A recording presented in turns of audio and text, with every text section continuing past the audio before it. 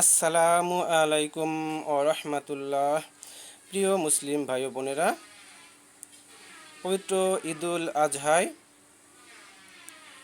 করণীয় আমাদের জন্য সুন্নাতসমূহ: খুব ভোরে নিদ্রা ত্যাগ করা, ঘুম থেকে ওঠা, এরপর মিসওয়াক করা, গোসল করা, উত্তম পোশাক পরিধান করা, চোখে সুরমা লাগানো, সুগন্ধি আতর ব্যবহার করা, নামাজের পূর্বে ঈদগাহে যাওয়ার আগে ঈদ উল ফিতরে মিষ্টান্ন মুখে দিয়ে যাওয়া, তবে ঈদুল আজহায় ঈদগাহে যাওয়ার আগে খালি মুখে যাওয়া, নামাজ শেষ করে এসে কোরবানির গোশত দিয়ে প্রথম খাবার আহার করা।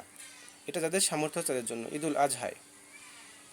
এরপর যথাশীঘ্র ঈদগাহের ময়দানে গমন করা, ঈদগাহে যাওয়ার সময় তাকবীরে তাশরিফ পাঠ করতে করতে যাওয়া। পুরুষরা একটু সশব্দে পড়বে, মহিলারা নিঃশব্দে পড়বে। ঈদগাহে যাওয়ার সময় যে রাস্তা দিয়ে যাওয়া হবে, ফেরার পথে অন্য রাস্তা দিয়ে আসা।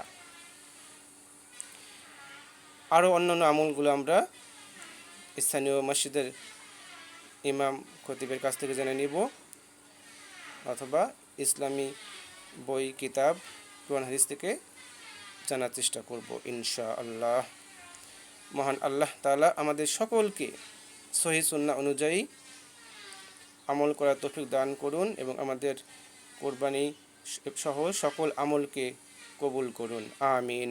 আসসালামু আলাইকুম ওয়া রাহমাতুল্লাহ।